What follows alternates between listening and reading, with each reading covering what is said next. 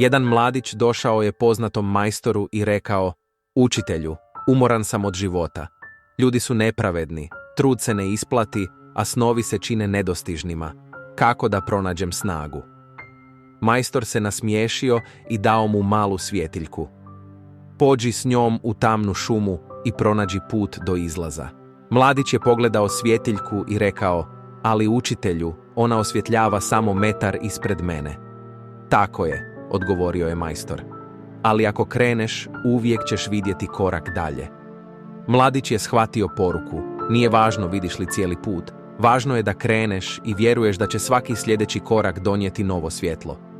Ne moraš znati sve odgovore odmah. Samo kreni. Svaki korak će ti pokazati put naprijed. Ako ti je ova priča pomogla, podijeli je s nekim kome bi mogla otvoriti oči. I ne zaboravi, klikni prati da svakodnevno puniš svoj um pravim mislima.